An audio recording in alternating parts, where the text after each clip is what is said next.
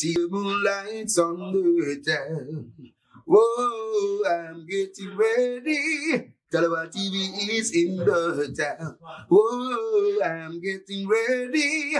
Got a corner on the telephone. Yeah, this is the Ocean of the Messenger, and you're watching Tallawah TV with the host and best. So Davis, take it away.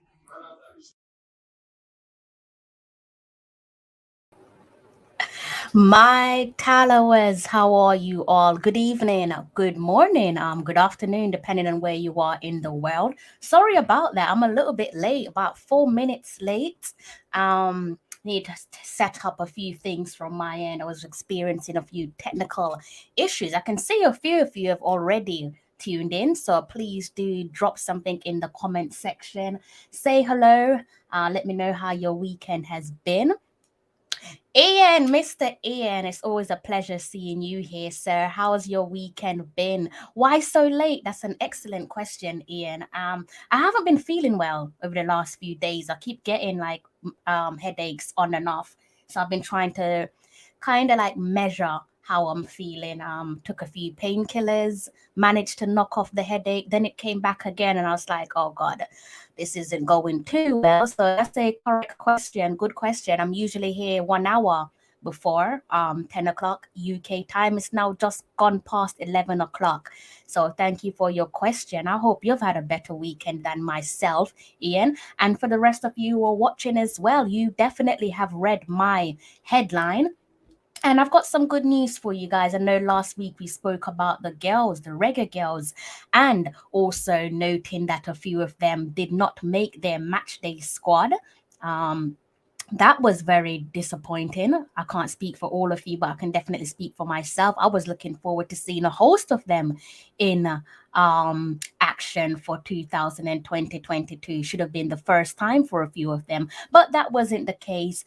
Some good news though. This week we managed to see Chantelle Swaby from Rangers. Chantelle plays for Rangers up in Scotland. She made her return to action for the first time in 2020-2022, as did Khadija Bunny Shaw as well. She made her return for Manchester City. Both of them made a winning return for their respective clubs. So that is a lovely bit of news. Let me see what Richie is saying. Good evening, Richie. You was here last week, so it's a pleasant surprise. I hope you don't mind me saying that. Pleasant to surprise to see you here this evening as again, and I hope to see you on many more live streams. How was your evening gone on? How's your evening been, or how is your evening going?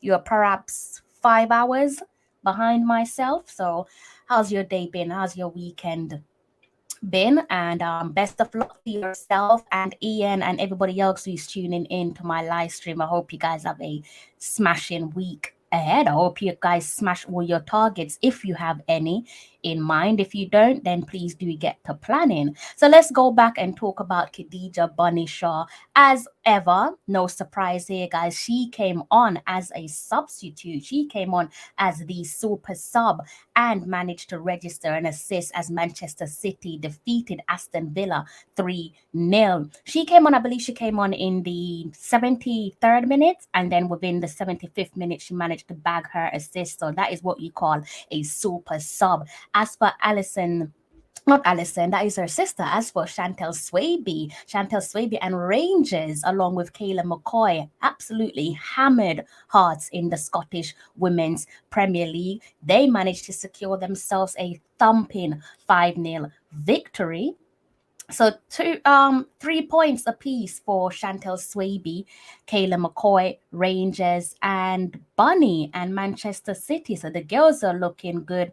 Pleasantly pleased to see the girls return to action again for the first time in 2020-2022. And I'm sure we'll see plenty more action from the rest of the girls as the year pan out and they return to their leagues across the globe. I'm going through my list here, and again, you would have seen in my thumbnail that Michael Antonio is there, sat comfortably in my thumbnail. Didn't go according to plan for many West Ham fans this weekend. Didn't get the results that perhaps they would have had in mind. But Leeds look like their old self. Michael Antonio leveled the scoring with an assist, brought the game to 2-2. But Leeds provided a quick fire response to seal a 3-2 win. And if you look down in the championship, where we had another super sub performance, this time for Jamal Lowe. Jamal Lowe registered an assist to level the scoring, but Omari Bell and Luton nicked a winner in added time. So that's got to be a little bit of a devastating result to walk away with for Jamal Lowe and Bournemouth, being that they came so close to getting something out of that game. But the football is played until the final whistle, I'm afraid. So what I'm going to do now, I'm going to see if I can do a quick screen share so we can look at the league tables for all of the teams that I have just mentioned. So far we've touched on Rangers, which is Chantelle Swaby and Kayla McCoy's club. They are sitting pretty up in Scotland. And we also touched on Khadija Bunny Shaw of Manchester City, Michael Antonio of West Ham, Bournemouth, and Jamal Lowe. And also, we also touched on, let me go through my list, Amari Bell and Luton. So the compatriots there playing against each other in the championship. So let me get my list up because I did prepare this for you guys beforehand. So you can take a look at the tables with me as I go through them. See if I can get this screen share up. Okay, bear with me. So yes, there we go with the screen share. It would help if I remove Richie's comment and also remove the banner because you guys don't need to see that for the time being. So if we look across in the WSL, you will see Arsenal are sitting top of the league. Just below Arsenal, you have Chelsea, followed by Manchester United, and Bunny and Manchester City are sitting in fifth place. So they are just 2 points off the top four positions. So they're looking good. Some positive signs there for Manchester City, bearing in mind how they started the season. Looked a little bit rocky, didn't look like their old selves at the start of the season. But I think now it is definitely most certainly safe to say that they're finding their typical rhythm, and results are looking pretty good so far for Manchester City of late, and long may it continue. If we look at a few of their results over the past few days, thumping victory everywhere, really and truly. 6-0 against Brighton Hove Albion, that was in the league, followed by their FA Women's Super League Cup, another big victory there. This time it came at the expense of Leicester City, and that would have been Paige Bailey Gale, my apology, Leicester City, a thumping 5-0 victory there. And then you look down to the win yesterday against Aston Villa. This is where Buddy made her first return for 2020-22. And as ever, like she always does, comes off the substitute bench and managed to register a delightful assist, quite pleasing on the eye. Let me go over here and switch back to my tab so we can look at Rangers. So this is Kayla McCoy's and Chantelle Swaby's club, again based in Scotland. As I said, guys, they are sitting pretty at the top of the table in first place. You look at the games that they've played so far, one loss so far this season, which isn't bad. That's something that, let me go back. Wait, this is the wrong team that I'm looking at. That was their men's side, so that would have been Kamar Roof. So yeah, I did think the number of games looked a little bit too steep. So yeah, 12 matches played so far, 0 losses, and they are sitting on 34 points. So they are just a 2-point difference between Rangers and Glasgow City. So it is quite tight at the top, but they're looking good. 0 losses so far. 12 matches played, 11 wins, 1 draw. If we look over to the Premier League and see what's happening in the Premier League, again, I did touch on Mikel Antonio's West Ham and their performance against Leeds United. Bit of a devastating result there, losing 3-2 at home, but it was a cracking game, I must say. The goals were flying left, right, and centre, and our boy Mikel Antonio managed to register an assist. So it's definitely a shame about the result where Mikel Antonio and West Ham are concerned. But if we look at the table, it's not looking too bad. Of course, you have to take into consideration the games in hand between Arsenal and Tottenham. And also Manchester United as well. West Ham, as you can see, 22 matches played. They are sitting on 37 points. So that's just a 2-point difference between their closest club in terms of the league position. Closest club for the time being is Arsenal. Arsenal obviously have their games in hand, but games in hand does not mean points on the board. So it is looking pretty decent there for West Ham and Mikel Antonio. Long may it continue for the Hammers and Mikel. And unfortunately, in 14th position, we have Ethan Pinnock and Brentford. Not a good result over the weekend. Today, a matter of fact, for Ethan Pinnock and Brentford, they were brushed aside by Liverpool. And I guess that's the scoreline that you would expect when you go to Anfield, even given the way that Liverpool have looked off late. I'm sure they want to turn things around, and they did exactly that.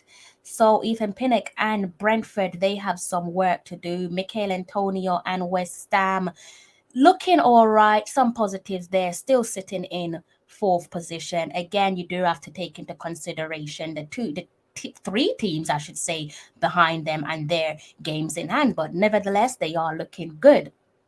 Okay, let me go over to the comment section and see what you guys are saying.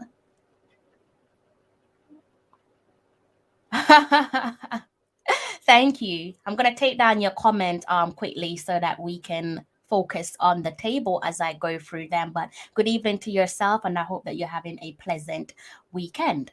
Let me go back to the championship table so we can talk about the championship. I did touch on AFC Bournemouth and their game against Luton Town. So Luton Town would have been Omari Bell's. That's Omari Bell's club, guys, Luton Town. And he would have squared off against his compatriot, Jamal Lowe. Jamal Lowe actually came on as a super sub and leveled the scoring at 2-2. But as you can see, guys, right there in added time, the winner for Luton Town came about. And these are some of the worst games to lose at the death in our added time. Those are some of the games that kind of leave you with sleepless night as a fan. And I imagine probably the same can be said if you are a player. Now, if we scroll back and look at the championship table, I hope this allows me. Oh, thank God. Earlier on, it wasn't doing that. So if we look at the championship table, again, it's looking quite pleasing on the eye if you are a Reggae Boyz fans. As you can see, we've got Big Heck, Michael Hector, and Bobby Reed's Fulham sitting pretty at the top, guys, in first place. Just below them is Jamal Lowe's Bournemouth. So it is quite tight there at the top of the championship table. Fulham are just something else. Again, heavy victory for Fulham. They're looking just sensational. Unfortunately, we didn't get to see either Michael Hector or Bobby Reed start this game. I don't know what's going on here. Let's see. Let me see. Can you guys still see that? Can you still see the championship table if I put it up? It just said something about hide, so I'm not sure if I just completely hid the championship table from you.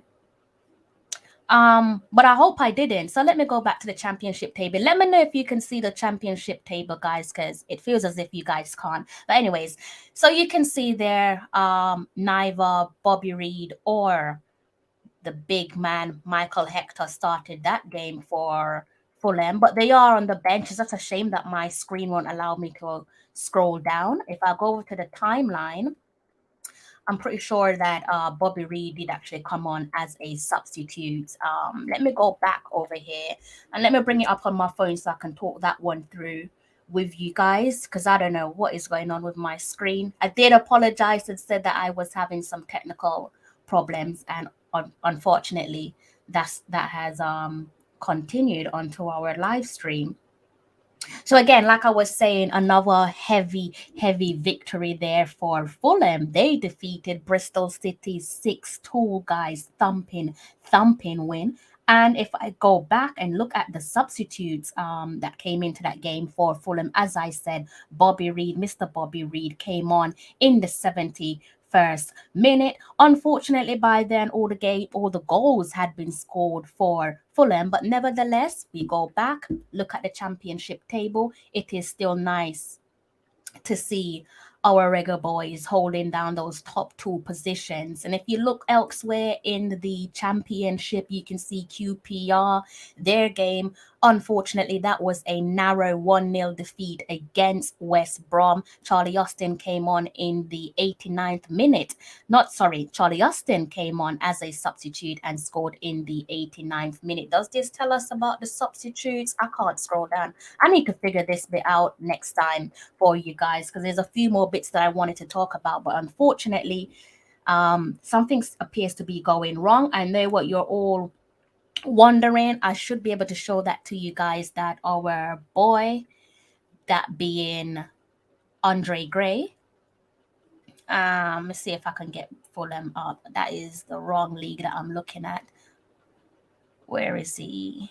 Andre Gray, there he is, guys. He did start that game. And then he was subsequently used as a sub. If I could get that one up to let you guys know at what point he exited the game.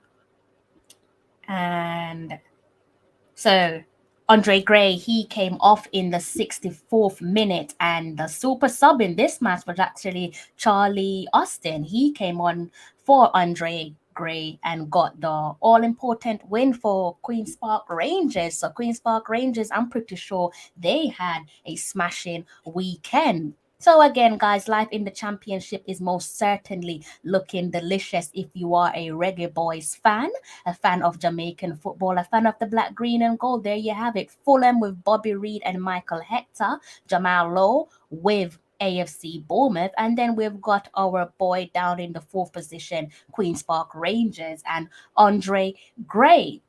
We also have Preston over here with Daniel Johnson, and they managed to see out a 1-1 draw against Birmingham. And yes, if we look at the lineups, I know what you're all asking. There he is, right bang in the middle, Daniel Johnson for Preston North End in the championship. 1-1 draw against Birmingham City. So it is looking good despite the league position there. Birmingham sat right in the 15th position.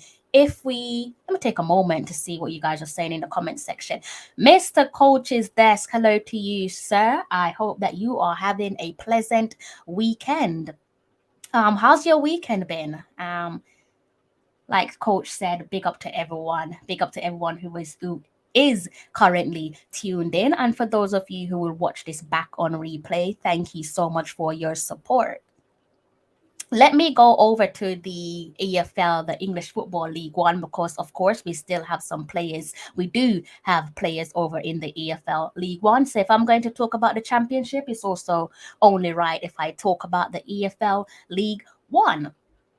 And here we have another Reggae boy sat right bang in the third position with Rotherham, and this would be Wes Harding, guys, but he actually sat on the substitute bench today, and that would explain the 1-0 loss. Perhaps next time they should start him or bring him into the game, and then maybe they'll nail down sweet victory. Unfortunately, this was a 1-0 defeat for Rotherham against Fleetwood in the EFL League One. But some positive news there, guys. They are in the third position, as I just mentioned, on 50 points. So life in the EFL championship and in League One, it is pretty tight, isn't it? 52 points is Wickham Wanderers, Sunderland sitting on 51 points, and Rotherham sitting on 50 points. So it is looking very tight up there in the League One table.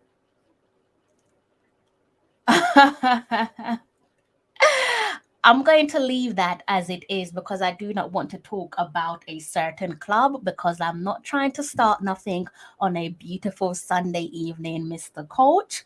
But it's nice to see that you've been watching some football and I hope you've enjoyed the results that came in over the weekend. Mr. Warren, what happened today, Warren? In North London. What happened today in North London? See that your game, I want to frame it as your game was postponed. Do you agree with that? Do you think that was the right call? In the meantime, I'm going to get something up for you guys so we can look at the rest of the table. This time I'm going to go back and look at the WSL because of course we do have Paige Bailey Girls, so we can look at where Paige Bailey Girls Leicester City are sitting in the table. So let me just go back for you guys really quickly. Bear with me. League table, there we have it.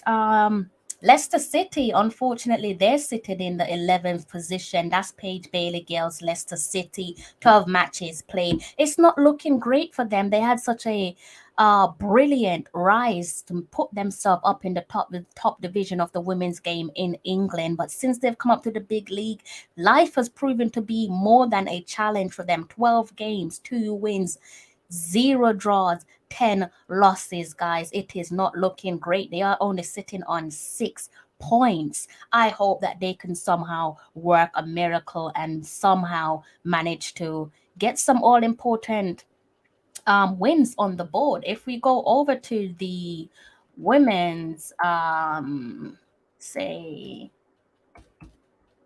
the championship. I had this up earlier on and I have no idea what's happened to it. But if we go over and look at high flying Liverpool in the women's championship, the English women's championship, they sealed a 1-0 victory over Watford. Sometimes that's how these games go. A win is a win, be it 1-0, 2-0, 3-0, an absolute hammering at 5-0. It really doesn't matter, does it? Our girl Jade Bailey, she came in the 88 minutes. Better to see her than on the pitch than to see her sat on the bench. So yes, we might not be up with that 88 minutes, but at least she managed to get some minutes under her belt. And her team, as I said last week, they are high flying. You look at the table.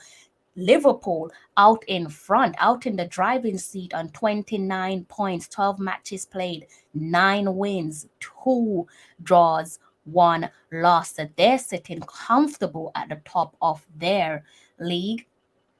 And there was another, I think that might be it that I wanted to bring up. I know you guys are probably wondering what's going on with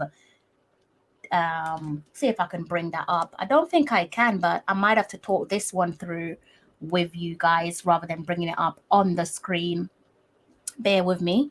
See what happens if I actually do this, in case you guys are wondering what's happening with Mr. Ravel Morrison and Derby County. You can see it there that they secured a delightful 2-0 win against Sheffield United. Tom Lawrence at the double. So that's some good news there for Wayne Rooney and Derby County. So there is the starting 11 for those of you who are wondering. As you can see, you cannot see Morrison in the starting 11, but rest assured he was actually on the bench. It's a shame that I can't actually bring that up for you guys. I need to figure this out for the next live stream. I've been trying to figure it out all day, but do trust my words that Morrison was actually on the bench for Derby County's 2-0 victory, much needed 2-0 victory over Sheffield United. As you can see right there at the top, they are 23rd in the championship. So that's not looking great, is it? Can they do the unthinkable? I don't know what you guys make of that. Can Reverend Morrison and Derby County do the unthinkable and somehow work a miracle and stay up? They are just one position of the 24th spot. Obviously the 24th spot, that's the most number of teams that's in the championship. So I don't know what you guys make of that, but let me go through these comments with you guys. Don't want to make it seem like I'm being a little bit rude and just going through my own discussion and not paying you guys much attention. Let me remove the screen share for a second. You might have to ask our friend Warren, how is Arsenal? I think Arsenal are doing all right. I see a few people are a little bit annoyed that North London derby. I didn't realize so many of you cared so much about the North London derby. Quite a few people upset that that game against Tottenham should have been at the Tottenham Hotspur Stadium is postponed. Not really sure why that one caused such a upset, because I've seen other teams um, up, comply by the rules, so to speak. And I think that's what Arsenal are doing, playing by the rules, but many might disagree.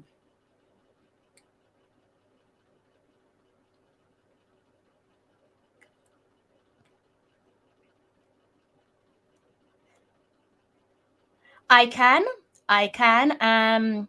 Are you saying that you want me to speak to the person, or are you asking for me to do as you requested and then speak about it with yourself and the rest of the viewers? But I most certainly can. That is not a problem at all.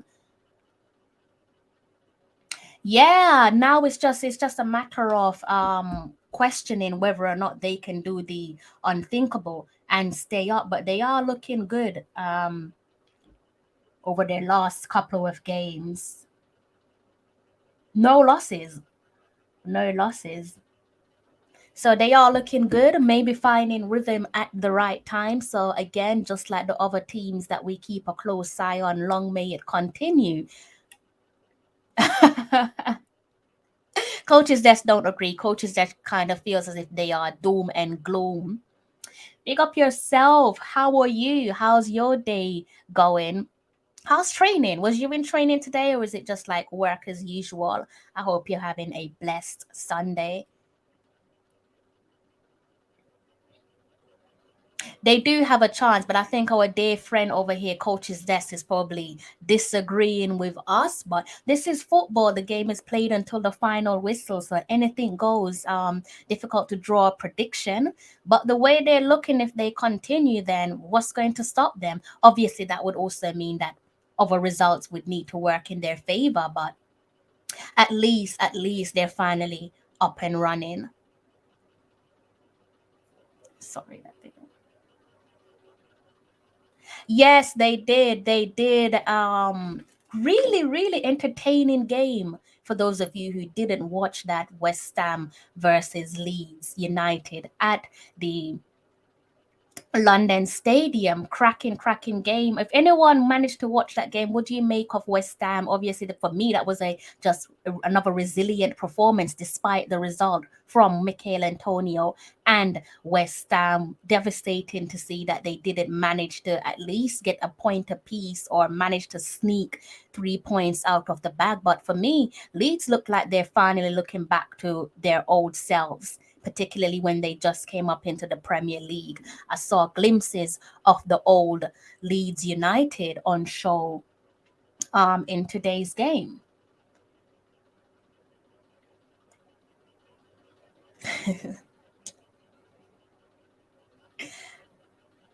Do you agree with that, Kurumi? Do you agree with that? Because again, I've seen that Arsenal somehow, I don't know, I think Arsenal are the only club that can do this. They've managed to cause an upset right across the board. Not sure why, because so far I've seen Liverpool's had to cancel or postpone a game. I've seen Manchester United do the same, but the reaction is very different when you compare the reaction of Arsenal, Manchester United, and Liverpool, to name a few. So it'd be interesting to see what you guys make of the reaction so far. Postponed. The game was postponed or postponed. Um, good night to yourself. Good night to yourself, J. Ross. How you doing?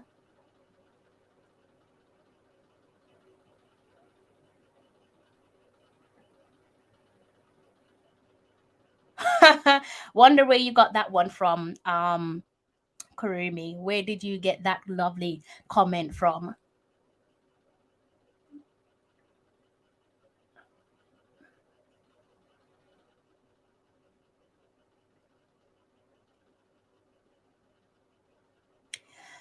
Manchester City are just they just. I know a lot of people are saying maybe taking the credit away from the team and putting it all down to Pep's work. Is it a combination of the two? Is it just the fact that they have an incredible amount of squad depth? Chemistry is undeniable. They don't seem to have much problems over there at the Etihad. They look well drilled.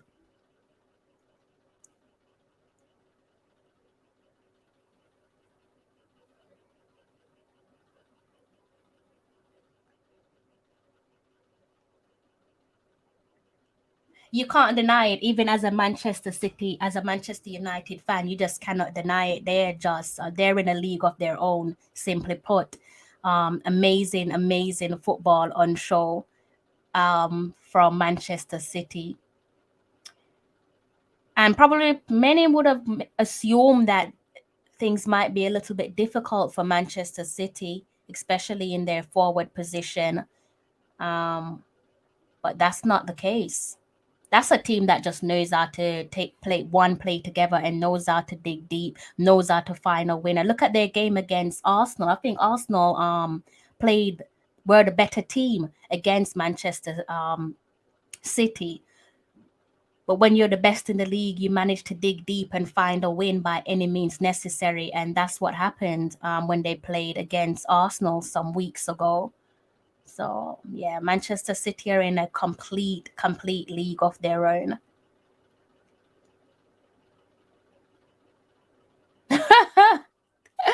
Who's your shout, Jason, for third and fourth position? Who's everyone saying? Who's gonna get third and fourth? Coach, how you feeling about your Manchester United? Do you still think that you can get top four? Or do you think it's just case closed? It's not going to happen this year or maybe next season. I spoke to a Manchester United fan yesterday and he was saying that you guys will be lucky if you get a top 8 finish, which I was a little bit shocked about. I was like, really? But perhaps I shouldn't be, based off how Manchester United are performing of late.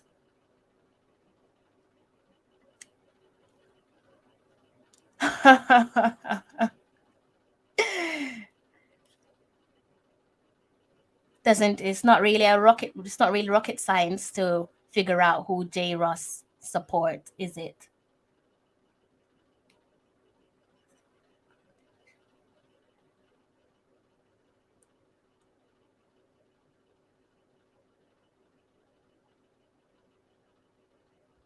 Games being postponed left, right, and center. But I'm not going to complain, because if you don't have a fully fit squad, then hey, postpone the match. I saw it happen with Arsenal against Liverpool in the Carabao Cup, and I wasn't best pleased about that. I was quite annoyed, actually, especially with Klopp's comments some days later.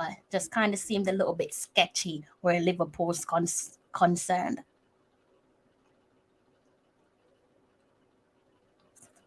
With Chelsea, I was expecting more aggressive. Were you, or you more? Does this not make more sense? Chelsea fire burning out. Why was you disappointed with them, Karimi? I thought you was an Arsenal fan. Where does the disappointment come from?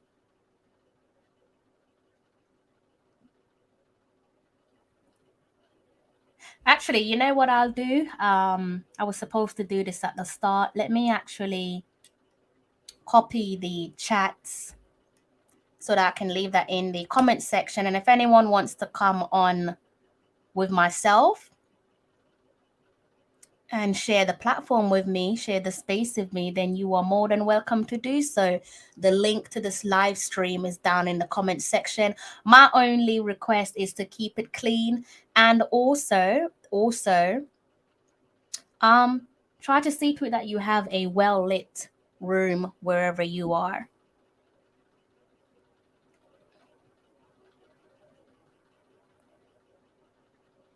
Chelsea third, Arsenal fourth. Really? I don't know. I've heard a few people saying that they think Arsenal are going to finish in the top four. I don't know. I still can't call it because I know my team. I know what we're capable of. And sometimes we can be our own downfall. And I think you could see that in the game against Manchester City. You beat yourself rather than the opponent beating you. You end up beating yourself. And that's outside of the fact that Manchester City are clearly the best team in the league, again, in a league of their own.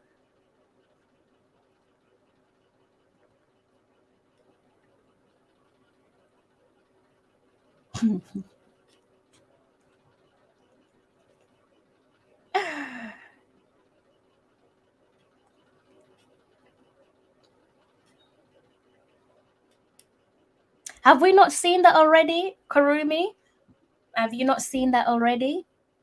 So far this season, and even in recent years, for the past, say, 2 or 3 seasons on the trot, or do you expect something different? I feel like we've already seen that.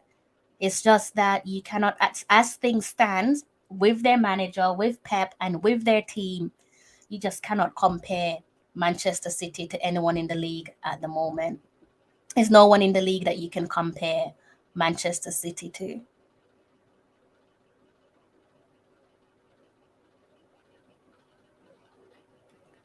See what Karumi's saying. The quality that Chelsea possesses, I was more from them without.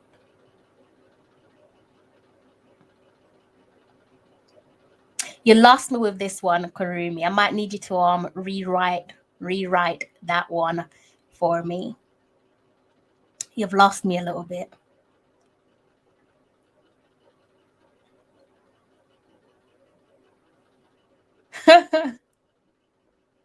I think the result in the end was one that should have been expected. You really cannot downplay Manchester City or underestimate them where the league is concerned. In the Champions League, maybe you can make a different assumption and say that their opponent, depending on who their opponent is likely to walk away with victory or cause an upset. But in the league, they're just, again, like I said, they're in a league of their own. They're difficult to shift.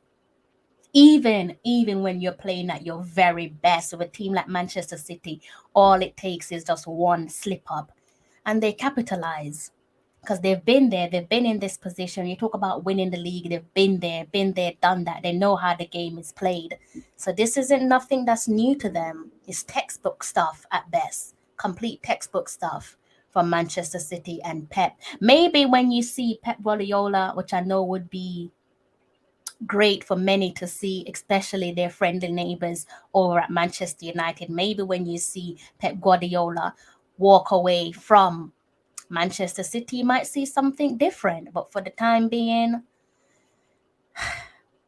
they're a nightmare side.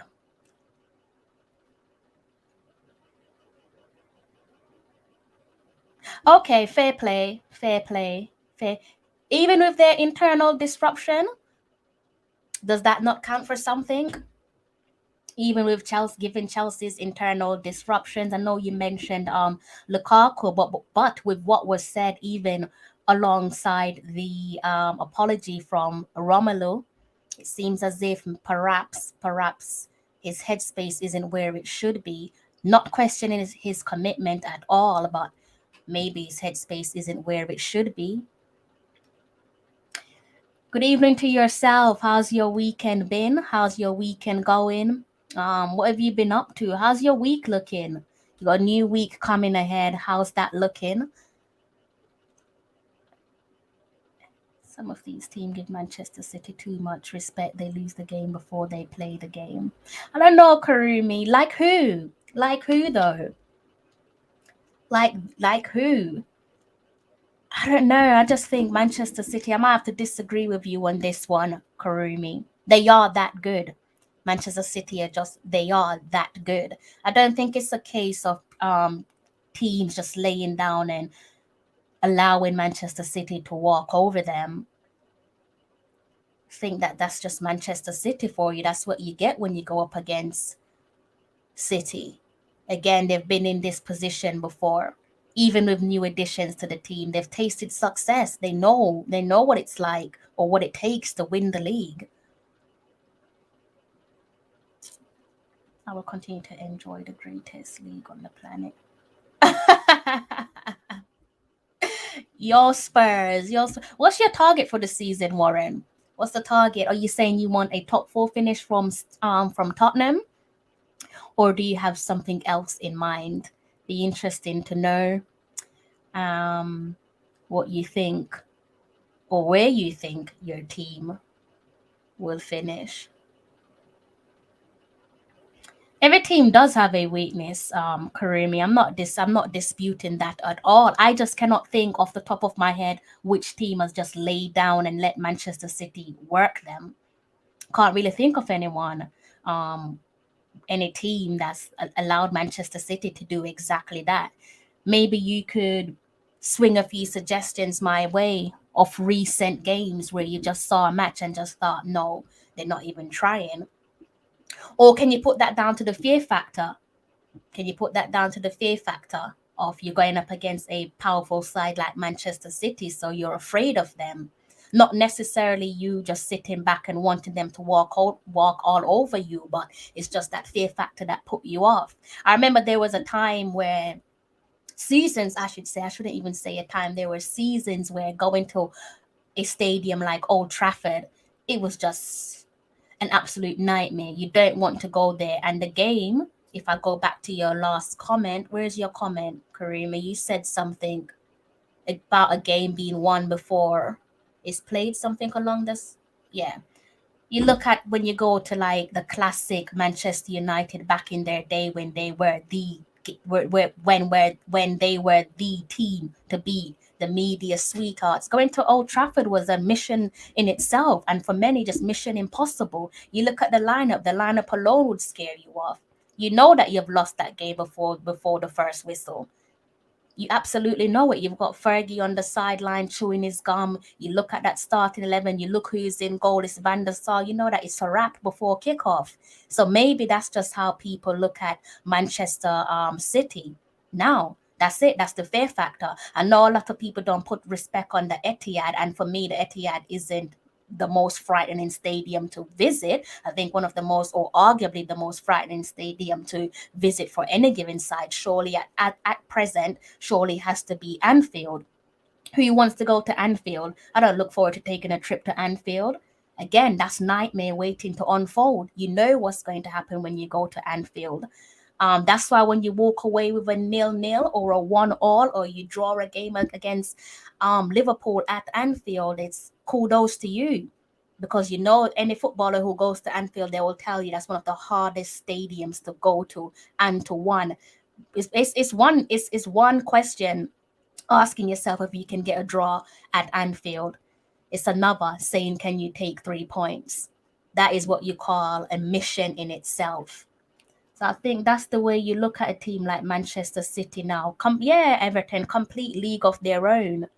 I can't, again, Karumi, you might have to jog my memory a bit and let me know which teams you're referring to in terms of laying down and letting Manchester City walk all over them. I feel in some sense you might be unintentionally discrediting the quality of Manchester City and the ruefulness of Manchester City.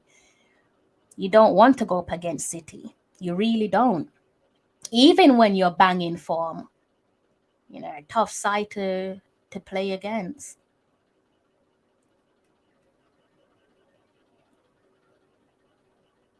Look at Chelsea. Their approach was negative yesterday. You have a powerful striker and you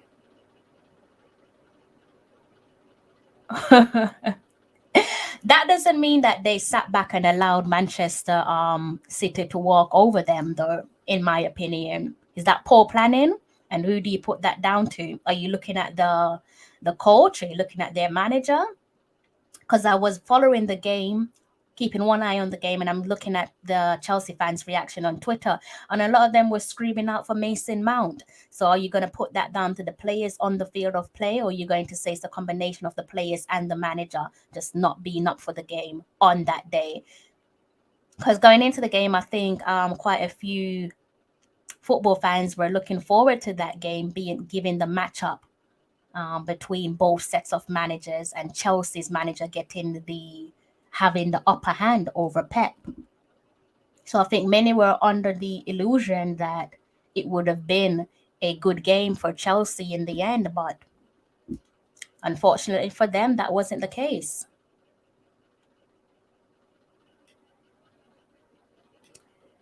So again, guys, if anyone have any further comments to make, it doesn't necessarily have to be about the Manchester City and Chelsea game, then let me know your thoughts. Let me know what you guys think of the game, or any game that was played. Doesn't necessarily have to focus on Manchester City and Chelsea.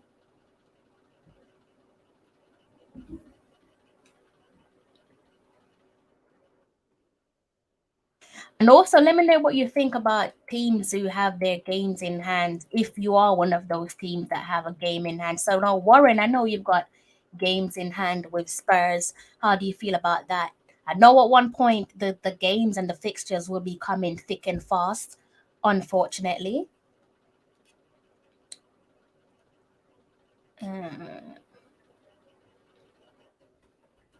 I don't need to, Karumi. With all due respect, I really don't need to go back and watch that game, the Manchester City and Chelsea game.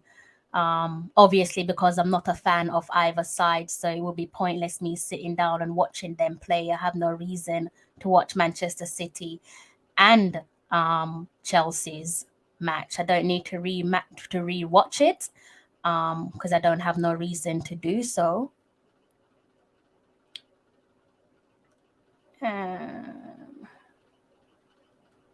I think we all are disappointed with the West Ham. It's funny how you don't necessarily support a team, but because of that one individual, that compatriot, you naturally want them to do well. It kind of reminds me of Fuller and Gardner back in the day. That would have been over 2 decades now. 2 decades when we got to see the likes of Fuller and Gardner in the Premier League for Bolton and Stoke City, and naturally you want these two sides to do well, even admittedly when they go up against your own team, the team that you grew up supporting. It's weird how that works when you're looking at it from a compatriot point of view. I'd rather play a game in hand. Yeah, exactly what I said earlier on. Games in hand definitely does not mean points on the board. You only have to ask Manchester United fans that, and they'll tell you that. Means absolutely nothing. It just simply means you have some games, some extra games to look forward to. And that's pretty much it, really. Oh, J. Ross. Let me go back and look at something for you. Bear with me.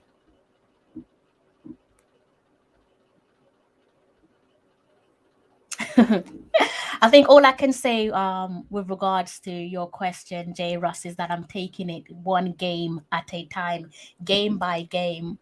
I don't really think the results matter, does it? Because it's a friendly. So I don't really think the results matter at all. It'd be nice to see a few faces that we haven't seen. I've said on my channel some months ago that I would love to see the likes of Peter Lee, and I would also love to see Alex Marshall again. So it would be nice to see a couple of the youngsters and see whether or not they have what it takes to integrate themselves into the senior starting. Not necessarily the starting 11, but integrate themselves into the senior sides. If anything, it's just our opportunity for us to see what certain players are capable of. The capabilities within the side doesn't really mean nothing. It's just a simple friendly. Brush up on your sharpness, so to speak. Try to build chemistry, but you can only build chemistry on players that you plan on integrating into the national senior side. And if you look through that team, how many of those players are regulars? Guess you could have if I can look at the list, I see Damian Lowe, I saw regular, Javane Brown, Watson, Lawrence, Walker, White. You could say White as well.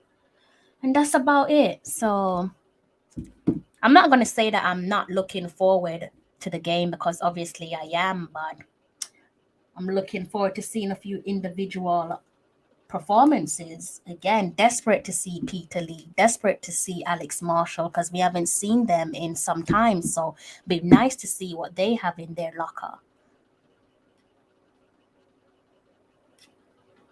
Big up yourself, Wayne. Good evening to yourself. How you doing? What is my team?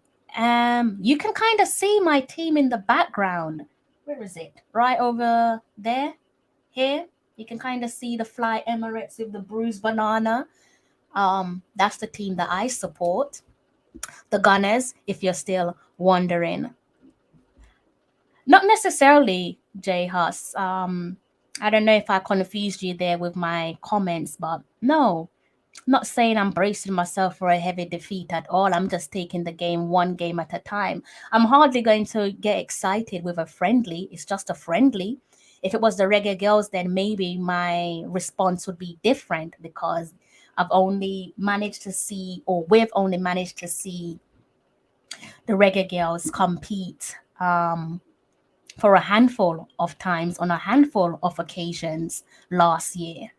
So with the Reggae Boyz, you see them play quite often, don't you? Be it in a competitive match or a friendly. So it's not as if I haven't seen them play in months and I'm desperate to see them play. Yeah, so that's what I'm saying. I'm taking it one game at a time. And again, for me, it's an opportunity to see the youngsters and see how they're performing because we haven't seen them in an extended duration of time. Fab, good evening to yourself. How are you doing? How's your evening or how has your weekend been? Hope you've had a pleasant weekend. Win in hand is worth more than games in hand. Missing games will mess up. Yeah, absolutely. And you're going to get tired as well. Those games are going to be coming thick and fast. Thick and fast in every sense of the word. Big up to yourself, Wayne. Good evening. I hope you've had a good weekend and best of luck with the week ahead. Lambert, I'm pretty sure I did hear Lambert. Let me go back and see if I can find that list for you.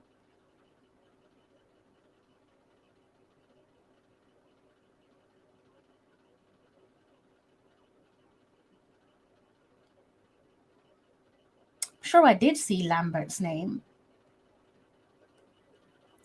Can't see it on the list that I'm looking at.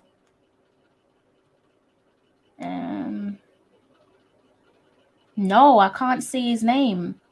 Feel like I did hear his name be mentioned some weeks ago ahead of the squad announcement, but I don't appear to see his name on my list, whether that's let's see. No, can't see Lambert's name, I'm afraid. Is that somebody that you was looking forward to? Or did you want me to mention his name simply because he's not somebody that you want to see in the side? No, his name isn't there. No, Earl Bailey made an announcement with regards to the squad earlier on over on Twitter. Let's see if I can get that from Earl Bailey's Twitter account. See.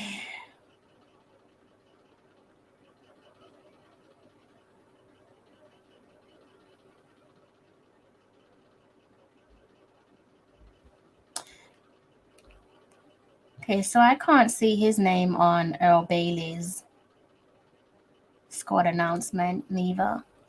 Go back and see what you guys are saying.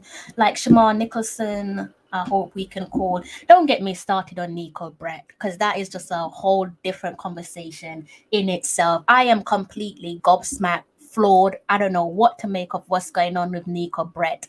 But it does seem to be quite sinister, if I'm allowed to say that. It does seem to be quite sinister, because I'm actually quite confused as to how he has not received a call up, given what he has done over in the USL. Not just at one club, on a repeated basis.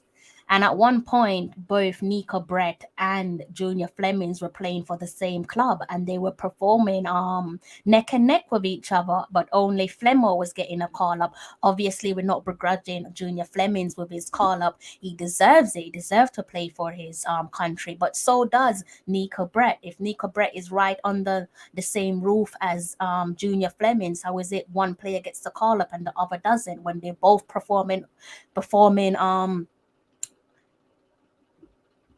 at their very best? It's just something that's always confused me, but I do think that it is sinister, to say the least. It seems to be as if whoever is in charge of the recruitment process is just not a fan of Nico Brett, and it doesn't matter what he does, doesn't matter if he breaks records for his club or the United Soccer League. No matter what he does, it will never impress them. So I'm not holding my breath where Nico Brett is concerned. He's somebody that I would have called up if I had any power, but unfortunately I don't. And whoever is in charge of that recruitment process, clearly they have something quite personal. I think it's safe to say it's quite personal where Nico Brett is concerned, because no other explanation is, there's no logical explanation as to why he doesn't deserve a call up, even for a friendly. There is no logical explanation for that. Are they not liking the show enough, Wayne? I haven't actually looked at the likes. Maybe I should give that a look. I'm going to trust. Actually, I'm not going to give it a look. I'm going to trust Wayne's call on that. And please do hit the like button if you haven't done so already. Good thing with Liverpool won today, so happy. Killer Pool, as some of you like to call Liverpool. Yes, you did. You cruised to victory, comfortable victory for Liverpool. Congrats to all of the Liverpool fans. I don't begrudge any of you. I hope so too, Warren. I'm a massive fan of Nico. I am a massive fan of Nico Brett, but I'm also a huge fan of Big Hector, Michael Hector. Big Heck, would love to see him get another call up to the national side. A player who's a true professional. We know this of Michael Hector. Always pick the phone up when his country comes calling. Proud and ambassador for the black, gold, and green, and for Jamaica as a country as well. So nothing bad to say about Michael Hector or DJ or Blair Target, where either player is concerned. Thanks for that, Karumi. I will be keeping an eye on the league and seeing what I can report on for you guys. I hope I'm able to watch a couple of the games. I know last season I managed to watch, I think maybe 2 games. Definitely managed to watch the final in the Jamaica Premier League. So I'm hoping this season it can be more of the same. Let me try and get something up for you guys. Let's see if I can get it up on my phone first. See if they haven't, I hope they haven't deleted it off their Twitter page. Somebody's just asked me. Nella's just asked me what's the latest on Damari. So let me bring that up for you. First and foremost, let me see if I can log into my Twitter account. Yes, I can. And then let's see. Bear with me. I know you guys probably can't see my screen yet, but I'm going to show it to you in a minute as it relates to Mr. Damari Gray. I'm probably gonna upset you with this one. It's not the response that you're looking for, but it's one that is probably expected. I'm gonna share my screen with you guys. One moment. Let me take off the comments and share screen. You guys should be able to see my shared screen. Okay, so there you go. There is your answer to Damari Gray. The Reggae Boys will not have Everton winger Damari Gray in the squad for the upcoming World Cup qualifiers against Mexico, Panama, and Costa Rica. And here is the bit, guys. I'm sure you didn't hold your breath as on what the reason could be as to why Damari Gray won't be playing in the next string of World Cup qualifiers. It is because his passport has been delayed in the system. I'm sure you've not heard this excuse or explanation before when you follow the Reggae Boys. So there you go. I hope that answers your question as to why Damari Gray won't be making his debut or playing in the next string of World Cup qualifier games that we have just around the corner. Disappointing, but are we surprised? I don't know about you guys, but I am most certainly not surprised at all, not in the slightest. I was hoping to see his name as I feel he's the best. This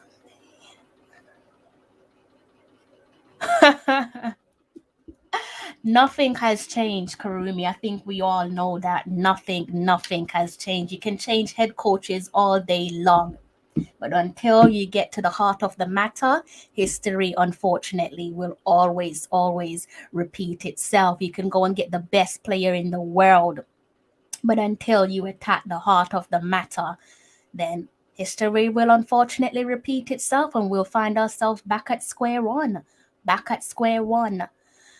Time and time again. You'll be right back to where you started.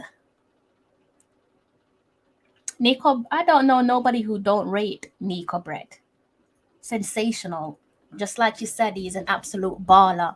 So I don't know what to say other than the fact that he isn't selected even for a friendly. Like, are you kidding me? Surely something sinister is going on, and I'm not convinced with no other reason other than it being sinister. It's being spiteful.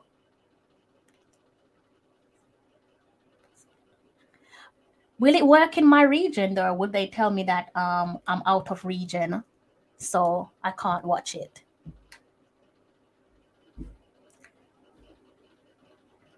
Yeah, Karumi, I've heard it before. It's same explanation, different day. I've heard it all before.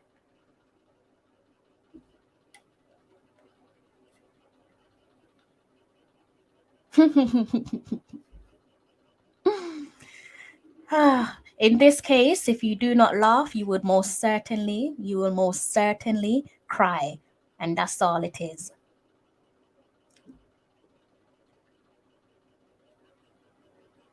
I mean, if you and I, Fab, can do that, and just as ordinary commoners, if we can do that, then surely a professional athlete, surely you can go above and beyond to work some magic and ensure that exactly that whatever you're suggesting that does happen. But who knows? Who knows who's to blame? But I think on this occasion, I think it's safe to say that this isn't something that we are new to. We've seen it all before. We've seen it happen before time and time again.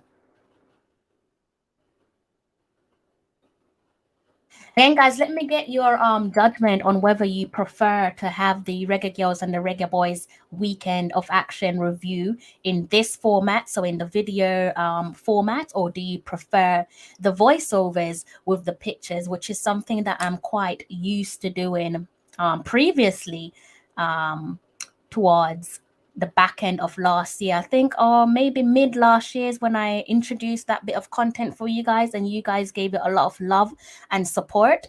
And now I've decided to do something slightly different and give you the video version because it just enhances engagement, allows me to sit here and speak with you guys at length. And I always say I'm only coming on here for maybe 10, 15 minutes or maybe even half an hour, and I end up talking way too much.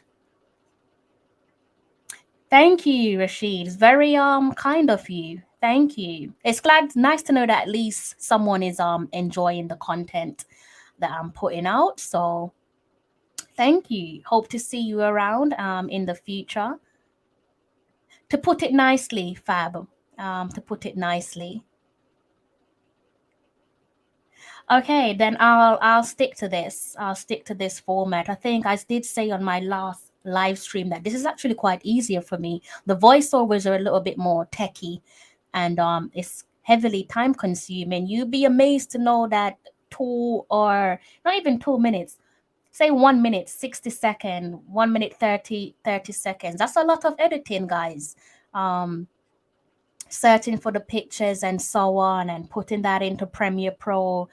That's a lot of editing. So this one is actually way more smooth sailing and easier to manage. I wonder if a relative of the heads needed their documents if it would have been in. Take a wild guess and try and figure out that one, Warren. Go to school to get your education on and get a scholarship. Try and see if you can be drafted in the MLS. You're a fan of the MLS, Karumi. I'm with you on that. Education is definitely key. I'm going to say that it's pleasing to hear a fellow compatriot rate. And I can't speak for you, but the fact that you mentioned Major League Soccer, I'm going to say that you rate Major League Soccer. And it's quite pleasing to hear someone put that league high up there. Because quite often I think a lot of our community or people within our community downplay Major League Soccer as if it's a league that's not worthy of playing in. But I disagree. I think it's growing. The attraction is definitely there. I thought Minister Grange was invested in there. Didn't she allegedly defend the coach? How come she can't help? Jay Ross, my apologies. Jay, you're asking the wrong person here. You're asking the wrong person here. Like you said, allegedly defended the coach. You referring to Paul Hall, or you referring to our previous coach, that being Tapa? I don't know. I do not know, but that should be someone that they should be able to lean on and, ask her to go above and beyond and see to it that Damari Gray receives his passport. Thank you, Wayne. Thank you. It's something I'm trying to get used to. I'm not used to this. I'm used to interviews, and I'm used to doing my voiceovers, or I'm used to doing my match reports or feature pieces for the Voice newspaper. Again, that's the newspaper that I write for. That's the only Black national newspaper in Britain. So I'm not used to this. It's a little bit weird, if I'm being honest with you. Just looking at a screen. So whatever you guys can see, I'm just basically looking at myself and reading your comments. It does feel a little bit odd, but I'm glad that you guys enjoy it, because it does seem weird to me anyways. It's a good league to develop at this point, but it's clearly not a top league in this. It's not, but like you said, if you're talking about, if you're looking back at Karumi's comment where he mentioned education, so coming out of school, going into college, and then trying to make it in the pro leagues, I think if you're looking at it in that direction, then it's a good option. Plus it's right on your doorstep as well, so you're less likely to be homesick. It shouldn't take you much to adjust to your surrounding. When you think of if you're playing for a club like Inter Miami, for example, that's right on the doorstep. If you wanted to, I wouldn't encourage no one to do this because it might be a bit of a waste of a time. But if you were homesick, you could easily take a trip to Jamaica to see your family, be it 3 or 4 days, and then come back. If you're in the UK, sit tight. There's no way you're taking a 3 or 4 day trip. Well, then again, if you're a pro footballer, money isn't an issue, but you're better off going to a country that's next door. If you want to get away, maybe bring a family member with you. But if you're in the MLS, taking a trip to Jamaica, piece of cake. Piece of cake for those players who are homesick. It's a good league. I like the MLS. Again, I know members of our community aren't fans of Major League Soccer, but I like it. Really have much to complain about, and it's so accessible. That's one of the reasons why I rate that league. It's accessible, just like most of the leagues in Europe. When you go outside of Europe and outside of America, that's when it becomes a little bit difficult. I can only speak for myself in terms of tracking a player, trying to watch a match, and so on. It becomes a little bit more difficult. If you're able to nail down those streams, then fair play to yourself. But if you're based in the UK like myself and you can't find a successful stream, then you're in a bit of a sticky situation. Is it in your country at the highest level is a dream for most footballers. The feeling I get seeing my flag. Heartwarming. It makes me feel a little bit teary as well. When you hear the national anthem, it gives you chills, and it's completely different when you're in the stadium in person. It really does give you chills when you're listening to your anthem blast out. Um, Lovely moment, touching moment. So I'm gonna agree with you on that. Again, yes, for Damian Lowe, his news broke not too long ago where he's now signed for done deal, signed for Inter Miami. Again, great move for Damian Lowe because he's obviously used to life in the MLS, and I'm sure he's a true professional. There shouldn't, or I don't think there will be a point where Damian Lowe is homesick. But if he is homesick and he wants to take a trip to Jamaica, then that's a walk in the park for him. But I think that's a good move for Damian Lowe. And best of luck to him. I hope that it's a success and he's able to show the Inter Miami fans what he's all about. So best of luck to Damian Lowe.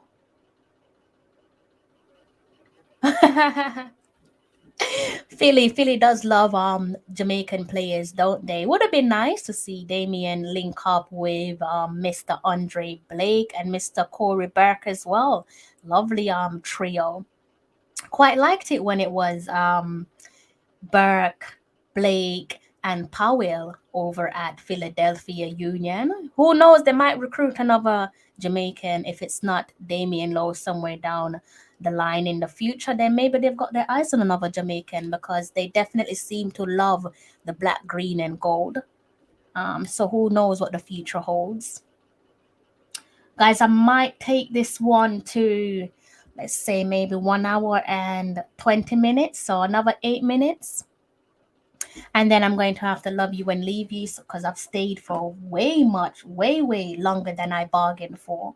I didn't think that I'll be sat here speaking to you guys for almost 1 hour and 30 minutes. Because the plan was just to come and give you guys a quick review of the Reggae Girls and the Reggae Boys, but somehow we've managed to talk about Premier League football and games adding up for certain clubs, points on the board here and there. Not complaining because I've definitely enjoyed the conversation so far. But yeah, let me know what your final thoughts are before I sign off on this stream. What's wowed you, Rashid? What has wowed you? Let me know your final thoughts, guys, before I sign off for the night, and then I will be back. I will be back during the week to talk about another topic. I have a topic in mind, but I don't want to speak too much on my topics. I don't want to cram everything together because then when it comes midweek, I might not have a topic for you guys. So it's best to leave something to juggle with later on in the week. And also, if you have any suggestions in terms of who you would like to see me interview next, again, I've got an interview in the pipeline, but this one is proven to be a little bit tricky to get over the line, and it always is when you're trying to interview footballers. We need to win our games this month. Absolutely, absolutely. No, I'm not settling for a draw. I'm saying you go all out, you go for the win. Try to secure 3 points. If you go for a win and that isn't the case, then at least you might be able to fall back on a draw. If you go for a draw and it doesn't go according to plan, then obviously the next thing that's going to happen, or the next thing that's likely to happen, is for you to collect a loss, and you don't want that. So I think they should aim high, try to secure all 3 points. If it doesn't go according to plan, then maybe with some luck they can fall back on a draw. I love you guys more. Definitely love you guys more. You guys complete my night each and every time. And I most certainly will continue giving you guys good content. And thank you guys for the support as well. If I haven't said that already, thank you guys each and every time for your support. It's always nice when I come on here and I see names in the comment section. Doesn't even matter whatever comment you guys come up with, be it that it is respectful, obviously, but it's definitely nice sitting here and having a conversation with you guys. I would like to see Low in the higher league. Maybe next time negotiate his contract, you could see him. I will be at that game. That just reminds me that I need to get to the London Stadium to see Michael Antonio, because I've not seen him play live this season. So I do actually need to get myself down to the London Stadium and see if I can watch Michael Antonio live in action. Thank you, Warren. You guys are an absolute blessing. Thank you for tuning in to me each and every time. I've got about 4 more minutes remaining, guys. And then I'm going to have to shoot. And then I will be back during the week to talk some more about the Reggae Boyz, because there's a few things there that needs to be discussed. Love us and leave us best coverage of our Jamaican international representative. Rashid. I hope to see you on a few more live streams, Rashid, and everyone in the comments section. I can't quite possibly name each and every one of you, because knowing me, I will forget a name, and I don't want to do that. But thank you all for tuning in. I've just got about 3 more minutes to go, and then I will see you guys again during the week. So fire away if you have any final questions or any topics that you want to see me discuss in the next live stream. And then I will do my best to cover that for you guys. Let me go through the comments to make sure that I haven't actually missed anyone's comment. Let's see.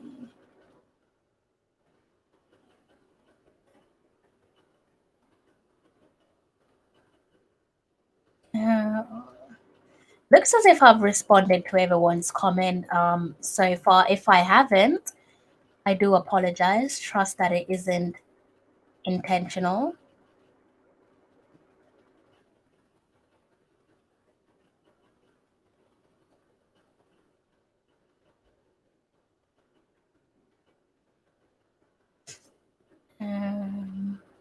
Looks like I've covered everything. I'm going to scroll back down to the bottom so I can read the final comments before I end my live stream.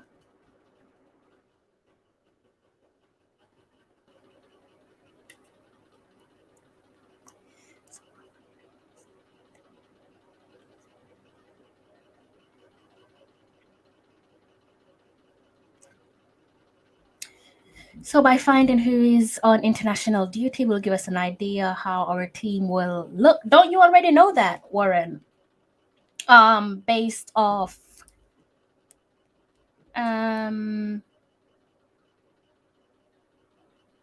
based off the team for the upcoming friendly against Peru, and also with the players who are playing for their clubs at the moment. There aren't any new fresh injuries that I can think of. I think the only one that stands out is Leon Bailey, which we're all aware of.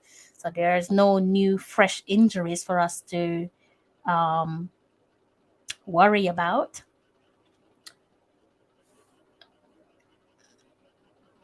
Mm-mm-mm. So if I find it. I think you can probably make a assessment based off the players that are playing for their clubs at the moment. That's if you choose to not read into speculations. If you're choosing to ignore speculation, then you could. There we go. I kind of had a feeling that that's where you was headed. That's the direction you was heading down. That remains to be seen, Warren. I don't like to read into speculation too much. Allegedly or not, it's not really something that I want to practice, because what I like to remind myself is I'm still a fan of the game. I don't want to know too much because I don't want to spoil the game for myself. So I do want to be caught off surprise, caught. I love the element of surprise to an extent, a bit like yourself. I don't want to know too much, but enough to keep me clued up with what's going on. But all I can say is I trust that they will be called up. Whether they accept the call up, that's a completely different question in itself. So there's not really much that we can do at present unless you're going to phone up somebody at JFF and ask them what's going on. I don't know if you have that type of power, Warren. That's not something I want to exercise from my end neither. It's exciting times, or it should be exciting times. You don't want to know too much. This is supposed to be exciting times for us. We're in a World Cup qualifying campaign. Don't really want to know all the background noise. I'm not really interested in that, if I'm being completely honest with you. Like I said, I want to take it game by game, want to see each game as it comes, want to take in each game as it comes. And we should be able to draw up your starting 11 that you're um draw up a starting 11 based off the information that filters out. One second, guys. Yeah, based off the information that filters through over the next coming week, we should be able to get an indication as to who's going to be in camp towards the ending of this month for our game against Mexico. And that's going to be interesting because that's a game that I'm absolutely desperate to win. I've said it before that Mexico, sorry about that, guys. Mexico, and the USA, those are two countries that I never ever like to lose against. I don't know about you guys, but those are two countries that I can't take losing against them. And obviously, that simply means that the guys need to go out there and give a fantastic account of themselves and somehow work what many expect to be a miracle. Work a miracle and get 3 points off them.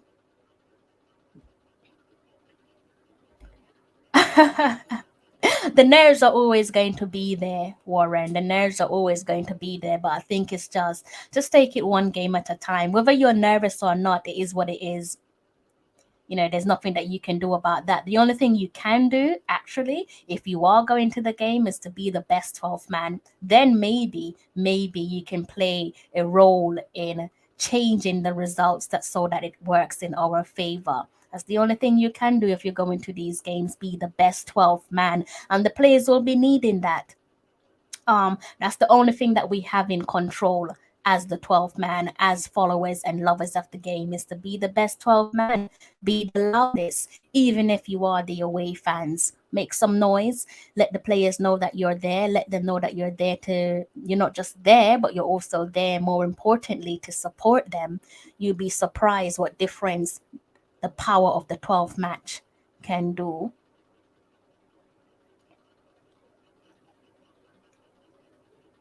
Is there not going to be fans at the Mexico game in Jamaica.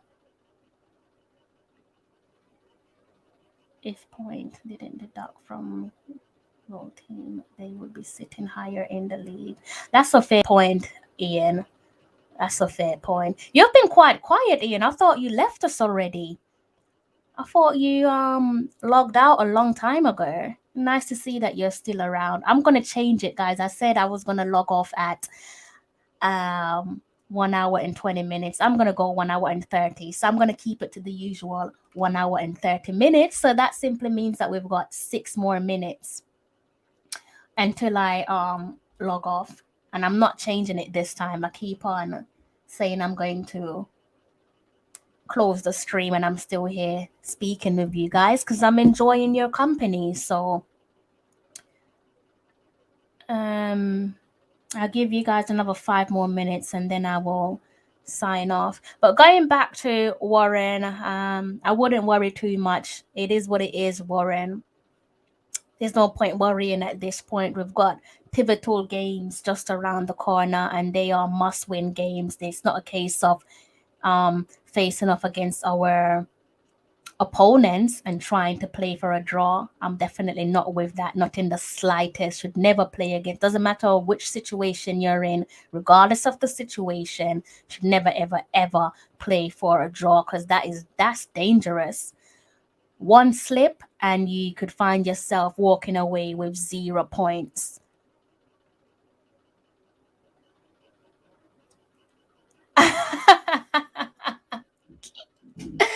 Oh, Fab, I'm telling you, it's you guys that are keeping me here. I feel bad closing the stream, but yeah, I'm gonna stick to my guns with this one and say 4 minutes and then I'm signing off and then I will see you guys next week at some point.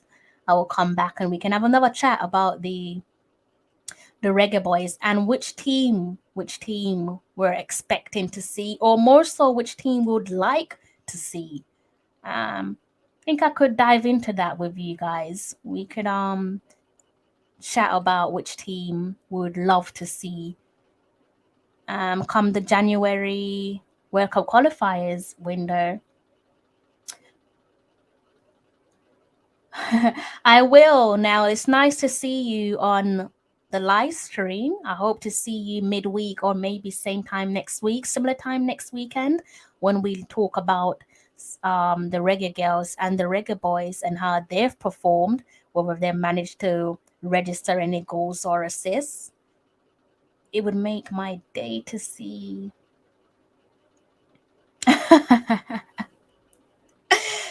I think fans, each set of fans, or maybe more so the Jamaican fans, would love to see Jamaica versus the said the UK, but I think you meant England.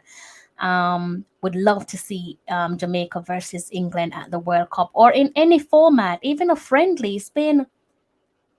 It feels as if it's been close to maybe 14 years since England and Jamaica played each other. I remember the last game. I think the last game was all I can think. I'm having flashbacks of Peter Crouch doing the robot. Till this day, I'm still annoyed at that man.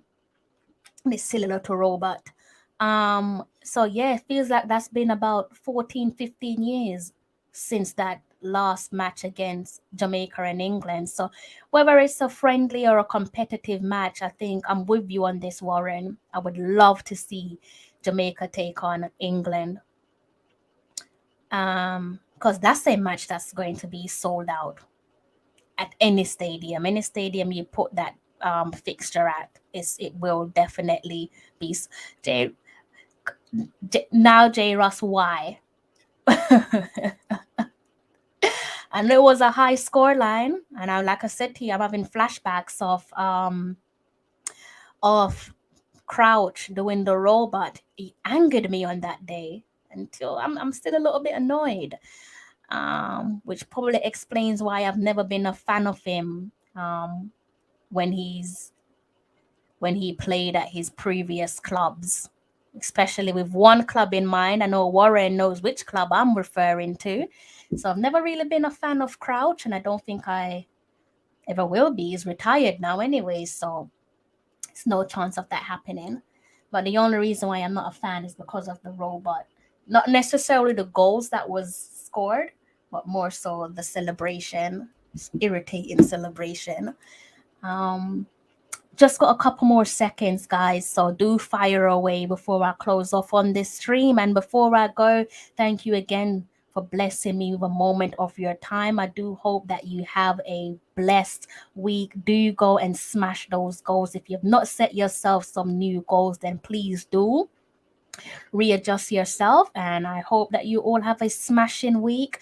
I do hope to see you guys here with me during the course of next week, where we can talk about the Reggae Boys and maybe look at what team we're expecting to see or what team we would like to see for the January World Cup qualifiers. Again, that's just right around the corner. I'm not going to say exciting times ahead because there's a little bit of sadness within the 12th man. But that could all change depending on results, couldn't it? So let me see if there's any final comments. Let's see.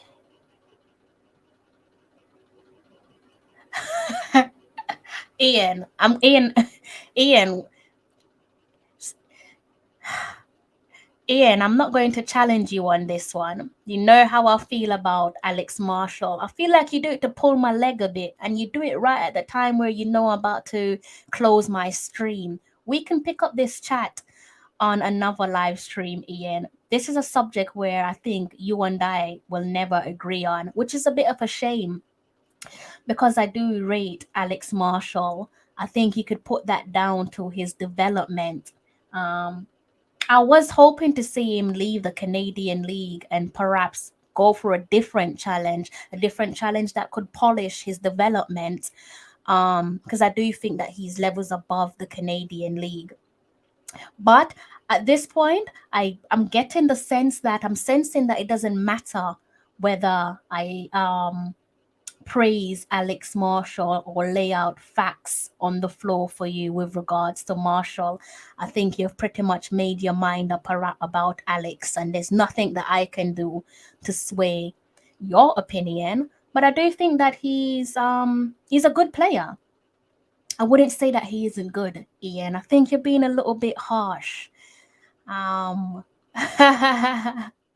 Big up yourself, Warren, and to your club as well. And I'm only saying that for your sake and your sake only. But Ian, I'm more than happy to continue that conversation around Alex Marshall on my next live stream. Bless up to everyone who has sat with me for the past 1 hour and 32 minutes. Massive love to you guys, each and every time. Why isn't he in a better league? Just asking. That's an excellent question. That's probably a question that only Alex could answer. Or are we going to say that the agent needs to do a better job? I can think of a few players that were like that at one point. I know that I can't speak for everyone, but most certainly for myself, there was a point where I was looking at Junior Fleming's agent and I was thinking, you need to do a better job because Junior Fleming shouldn't be playing in the USL. I think we could see that he is level above the USL. And again, I can't speak for everyone, but there was a point where I was looking at the agent and thinking, you definitely need to be doing a better job. And thankfully, he's done exactly that. He or she has done exactly that. Same could be said for Alex Marshall. Maybe it's a question of us analyzing the agent as opposed to the player, or maybe it goes hand in hand, the player and the agent. Maybe there needs to be better communication there, where the league is concerned and where the player plays. But there definitely was a time where I was looking at Junior Fleming's agent and thinking, you need to get your act together and find Junior a better club and a more challenging league. And thankfully that has happened. Same goes for players like Blake and Lowe. So only I think with situations like these, only the players can really and truly give you an answer. For me, it's just an opinion or an assumption. That doesn't mean that I am factually correct. It's just my opinion. So if you want to get if you want facts, then I think it's best to try and speak to the players, because only they themselves and their team would be able to give us with a factual answer.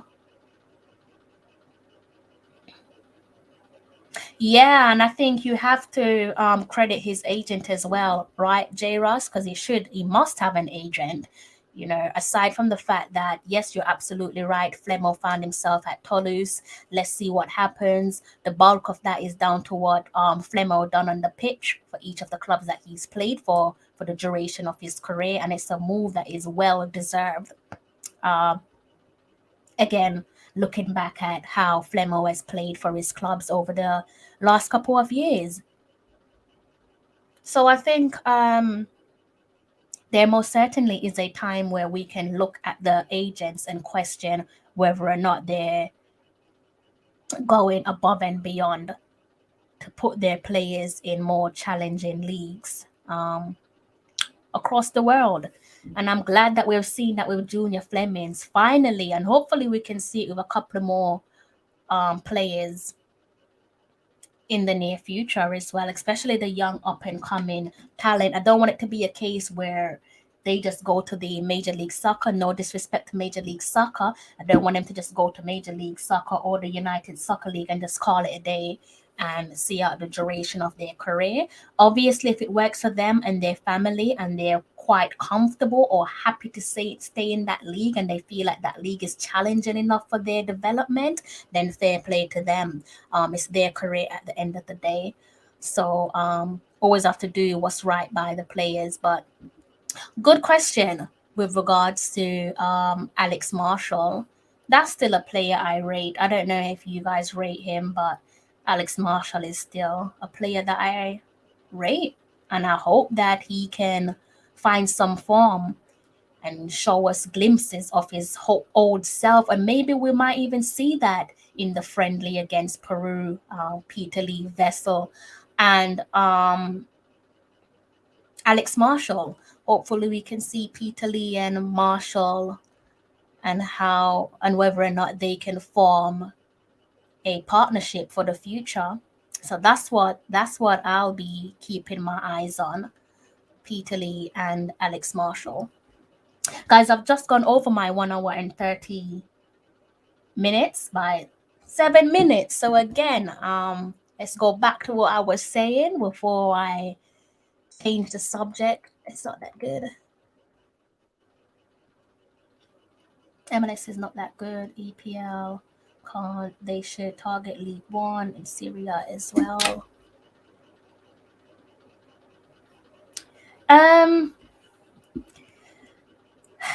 Are you speaking as a whole, or are you saying, like what Karumi said further up in the comment section, where he actually stated, paraphrasing, that there's nothing wrong with a young player who's just coming out of school, finishing up on his education and then going over to Major League Soccer? Are you against that idea? Because it's not something that I would, completely brush aside. I think if you're talking about development, it's not a bad league to start, most certainly. There are worse leagues in the world. When you compare the MLS to other leagues across the globe, it's not the worst league in the world for development, especially if you're just coming out of college and you're trying to kickstart a professional career. So are you just speaking overall, or are you just saying for the first phase of their development, when they're new and fresh out of college, even with that in consideration, you still wouldn't put them in Major League Soccer? And these leagues as well, I'm not against your suggestion, Jay Ross, but with these leagues, they have their own problems as well, especially if we're looking at Syria. You're looking at when I say Syria, think Mario Balotelli and all that he's had to go through, all that he has experienced in Syria as an Italian player and Italy international. Think along those lines about us going a little bit too deep. I'm not saying same troubles won't arise or don't arise, doesn't exist in Major League Soccer, but I think you get where I'm going with that conversation.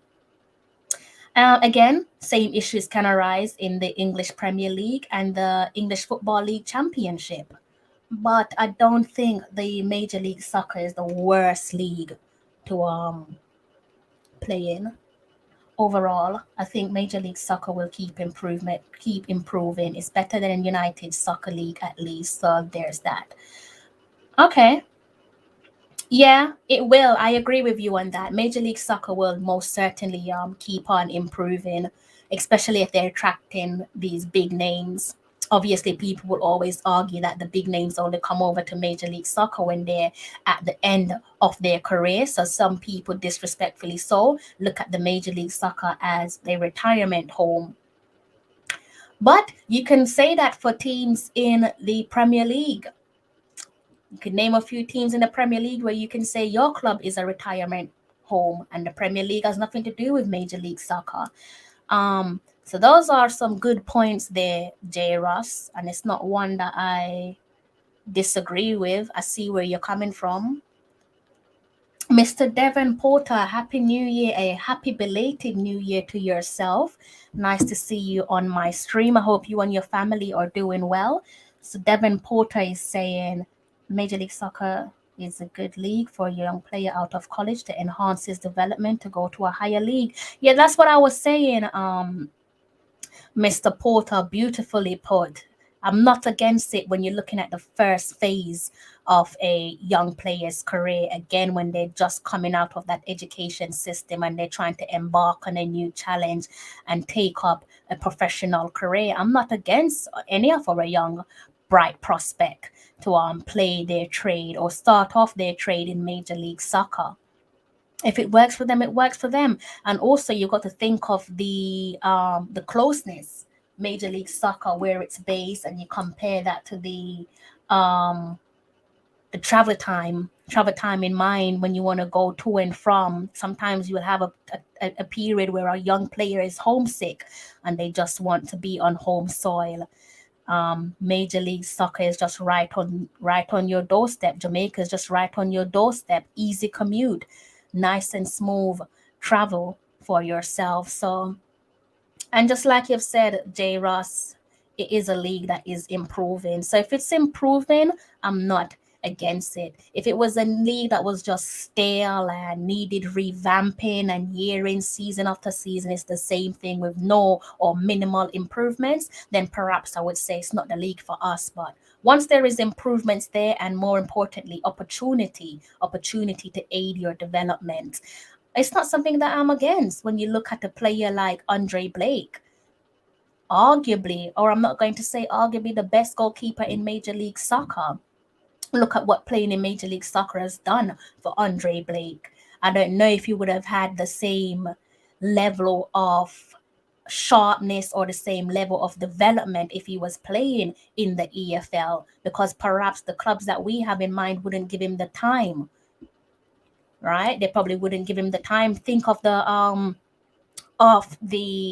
English Premier League, and seeing someone like Mendy, a black goalkeeper at Chelsea. I was in full support of that, because growing up, how many black goalkeepers can you name? How many black goalkeepers can you name in the Premier League? Right? So you have to go where the opportunity lies, and you have to go where people are willing to be patient with you. And we know, when you look at, I'm not saying that Major League Soccer don't have hostile fan base, but if you look at the Premier League, how many Premier League clubs will be willing to give some of our talent the time and day to develop? Not just the club, but also the fan base. The fan base more so than the clubs. How many of them hostile fans? Sometimes they're just horrible, like unimaginable. Some of the stuff that they say to their own players. How many of them would give their players time and patience to develop? So yeah, like I said, you just have to go where you're wanted. Go choose the best decision, not just for yourself, more so when players are looking at contracts, whether they're moving from club A to club B, extending a contract. Some of the things that they have to think about is their family. Again, Major League Soccer is right on your doorstep. When you think of going back to Jamaica, it makes sense for them. Jamaica team with good MLX players mixed with the EPL level players would be competitive in my. Yeah, I'm not arguing with that. Most certainly. Most certainly. The right type of players, though, not just calling up players for the sake of it or calling up players because they're your best buddy. No, calling up players because they absolutely deserve it. And they ooze with quality and they're only going to add something extra, that necessary ingredient to the national side. So that's not something that I am disagreeing with. One could read into your comment a little bit further, though, J. Ross, now that I think about it. The Jamaica team with good. What's your thoughts on players who play outside of these leagues? And I'm not thinking of, players who play in, for example, well-known leagues in Europe. We can brush that aside. But what about players who play in leagues that's not well known? Are you against the idea of them getting a call up? Because one could read into your comment. Not disagreeing with what you've said. I think it's a fair comment, to be honest. But it does beg the question of asking whether or not you're against the idea of players who perhaps don't play in the sexy leagues, so to speak. How do you feel about those players getting their call up? I don't know how you guys managed to have me talking for almost 2 hours. For somebody who plans to come on live stream and only talk for 10 minutes.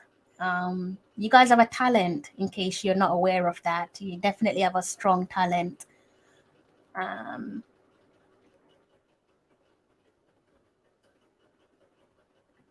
Love that, love that, love that. Absolutely love that. I'm agreeing with you on that, J. Ross. As long as they're up to par, as long as they have the quality and they're giving us something that we need, then yeah, give them their call up. I don't see why not. I'm looking at my time, guys, and it is 1 hour and 46 minutes. Let me see if I've missed out on any of my points. It will be a little bit silly of me, given that I've been talking to you guys for so long. Let's see. I don't think I have.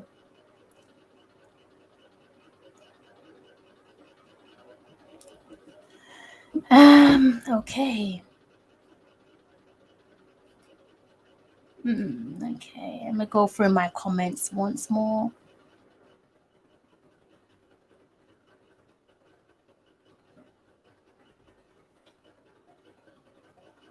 I think I've pretty much covered all of your comments so far. Okay.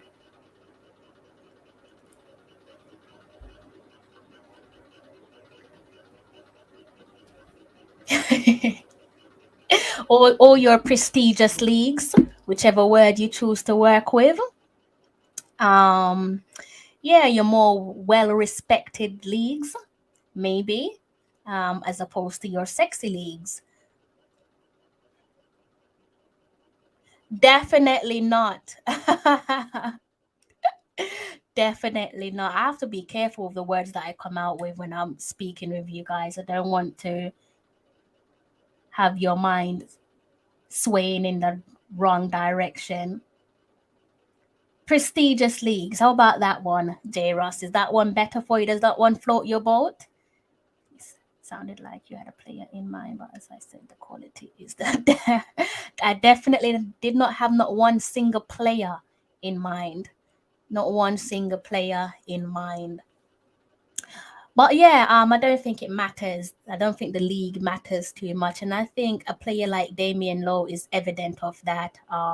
You can look at what he did in the Egyptian Premier League. Again, that's a league that is so difficult to track. I don't know, maybe that's based off my location. I can't speak for you guys and where you're based in your region, but based in the UK, it's difficult to track the Egyptian Premier League. But he went down to Egypt and he made it his own.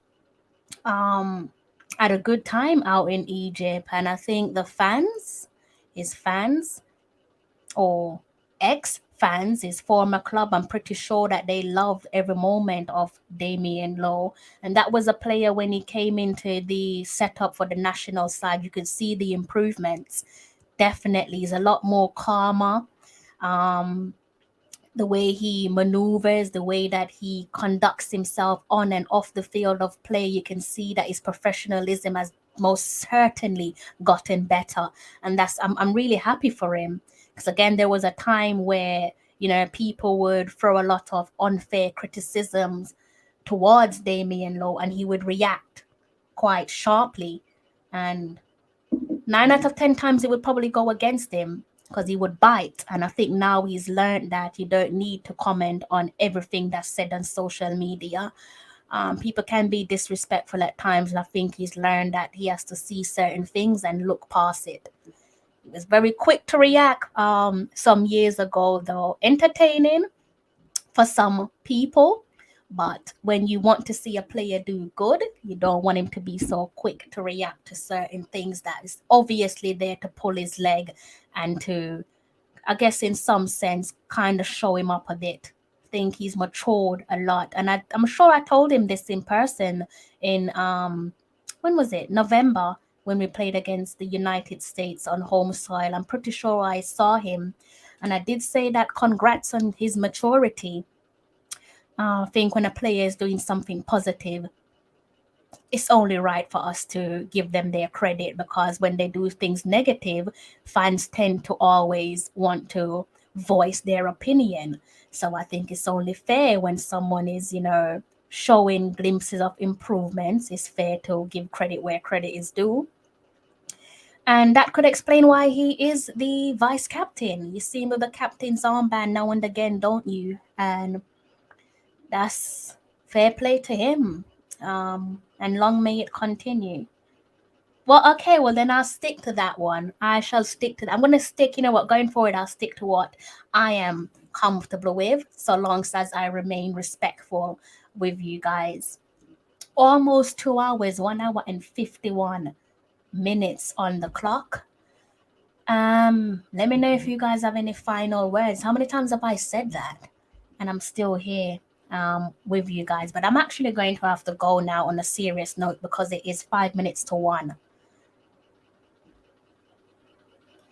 100%. I'm happy for Damian Lowe. Really happy for Damian Lowe. There is a point, 2, 3, I would say maybe 3 years ago, when I was, creating content on Damian Lowe, doing these little bite-sized profile pieces on Damian, particularly on my Instagram and on my Twitter.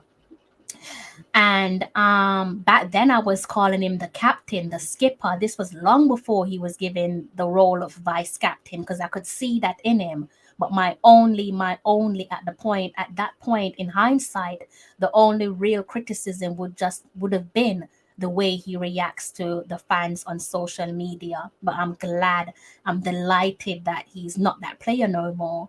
And he's, I guess that comes with age and maturity.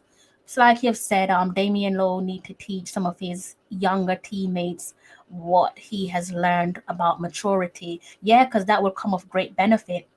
They're going to get it. Perhaps he should sit. I don't know if he's done it already, but if he hasn't sat down with a player like Lamar Walker, maybe he should speak to Lamar, because you see how fans react to Lamar Walker on social media. Thankfully, it's nothing too heavy on the criticism aspect, but maybe he should speak to a player like Lamar Walker. Maybe he doesn't even need to speak to Walker, because Walker is probably a player that can hold his own and probably don't read too much into what's said on social media.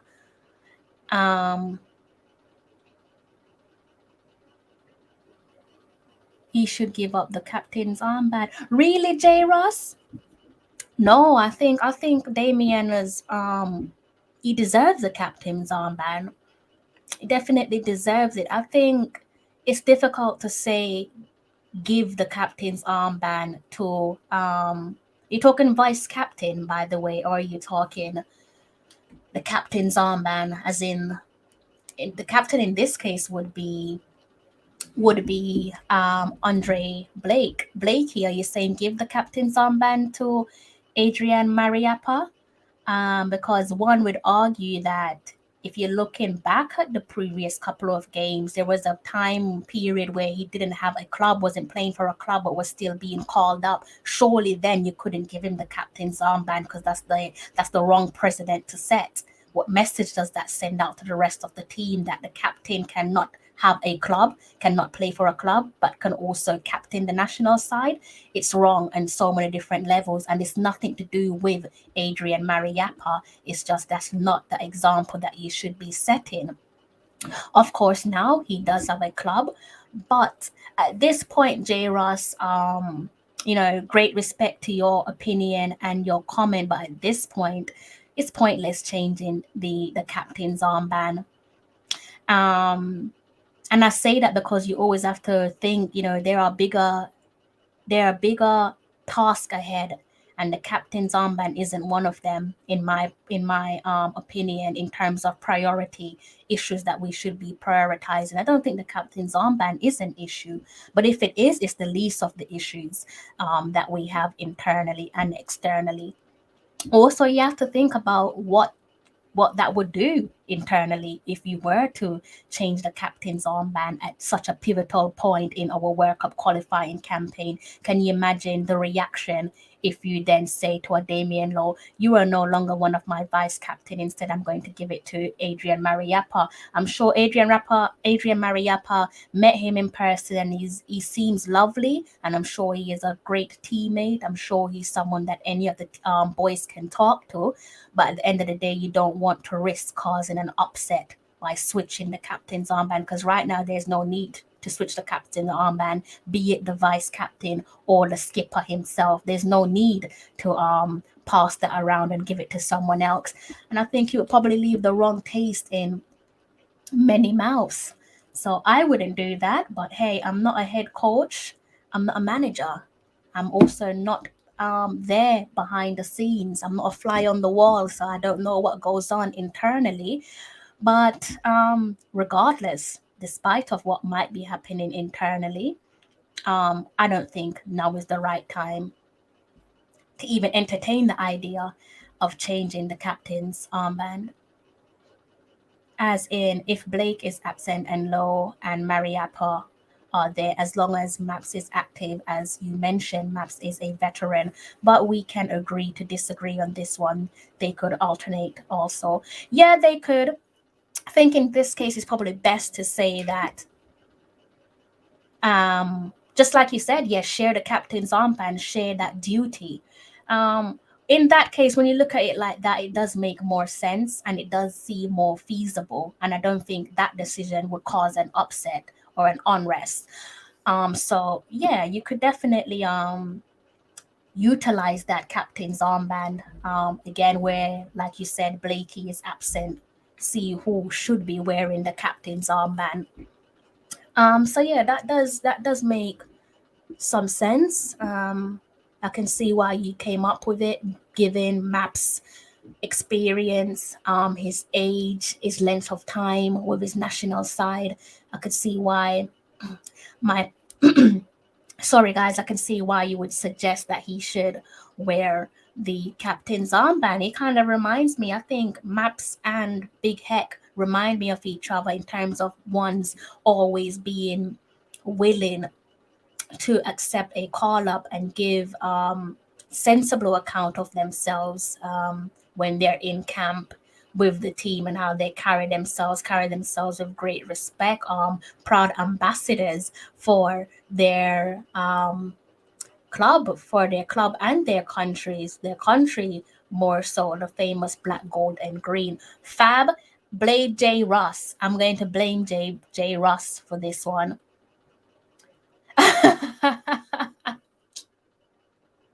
Blame J Ross. That's all I'm going to say. I was about to happily close off, and then J Ross started firing some of his thoughts, which I have no problems with, and it would be absolutely rude of me to not respond to him, because I did see his comment, and once I see your comment, I'm not just going to end the live, because that's rude. You guys have given up your time, so it's only right that I give you guys the respect and respond to your comment.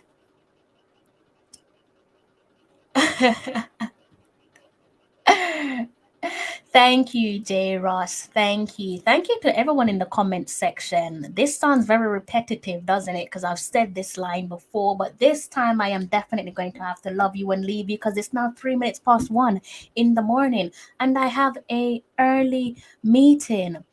So I do need to get myself together, get myself set for bed. Like I said, guys, I'm going to be back on here during the week and we can talk some more about the Reggae Boys. Maybe we could look at what team could potentially be in camp, few players who could potentially be, or actually, rather than saying could, players that we think should be in camp. Maybe we could look at that. J. Ross, you don't have a choice. You definitely have to take off the blame for this one. Every time you say something to me, I have to respond to you because it's rude if I don't respond to your comment because you're giving up your precious time. So I have to respect that. And that goes for everyone. Whenever someone says something, even if I'm just about to close off, as long as you say something to me, I'm going to respond. But guys, on that note, I'm going to have to love you and leave you, and I will see you sometime during the week where we can talk some more about the Reggae Boys and possibly the Reggae Girls as well, depending on fixtures and announcement. Thank you so much for blessing me with a moment of your time. I hope you've enjoyed my live stream. If you haven't done so already, please do go ahead and hit the like and subscribe button. Until next time. I'm John Barnes, and you're watching Tallawah TV with Crystal Davis.